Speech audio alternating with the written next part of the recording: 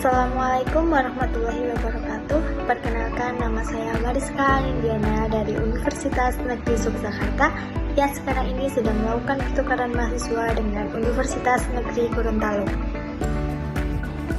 Materi yang pertama, di sini saya akan menjelaskan tentang posisi administrasi dan manajemen sekolah.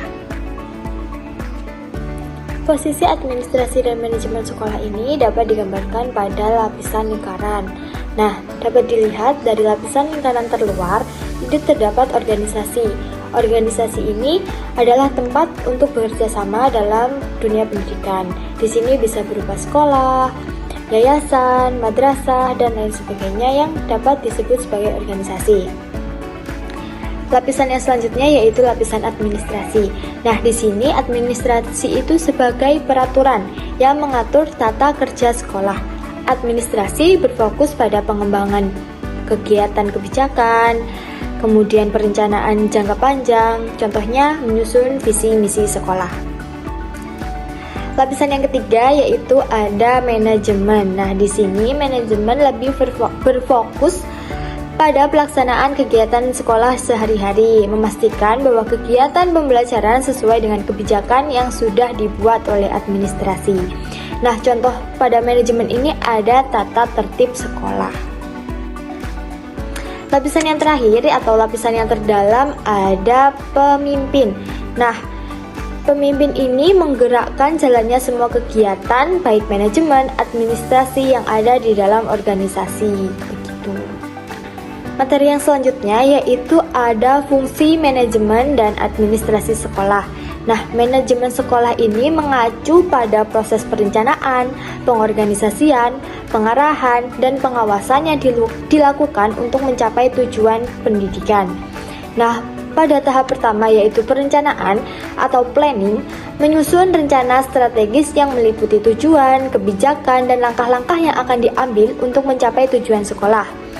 Perencanaan ini mencakup program pengajaran, pengolahan anggaran, serta pengembangan kurikulum.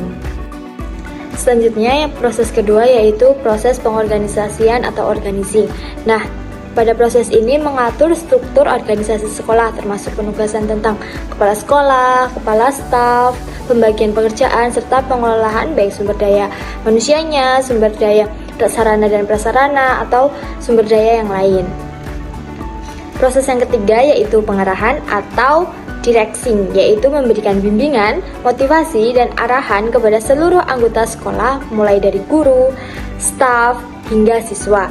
Nah, fungsi ini bertujuan untuk mencapai tujuan sekolah dengan semangat dan kerjasama yang baik.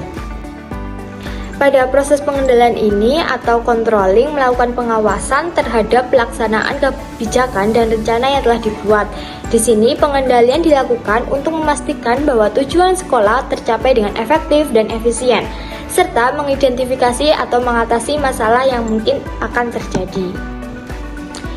Di sini saya akan menjelaskan tentang organisasi sekolah. Nah, jalur pendidikan dalam organisasi sekolah itu ada 3. Yang pertama jalur formal, yang kedua jalur non formal, dan yang ketiga yaitu jalur informal. Nah, jalur formal ini terstruktur dan berjenjang, contohnya SD, SMP, atau SMA. Kemudian di sini kita ada jenjang pendidikan. Nah, jenjang pendidikan itu ada 3 juga. Yang pertama pendidikan dasar, pendidikan menengah, dan pendidikan tinggi. Pada pendidikan dasar itu ada SD dan SMP, kemudian pendidikan menengah ada SMA atau SMK, sedangkan pada pendidikan tinggi itu ada universitas. Kemudian di sini kita juga ada jenis pendidikan. Jenis pendidikan itu yang pertama pada pendidikan anak usia dini, itu termasuk pada TK atau taman kanak-kanak dan KB kelompok belajar. Kemudian ada pendidikan kedinasan seperti IPDN, STAN, STIS, STIN, dan lain sebagainya. Kemudian ada pendidikan keagamaan, yaitu ada pesantren, madrasah, dan lain sebagainya. Kemudian ada pendidikan khusus untuk yang memiliki keterbatasan.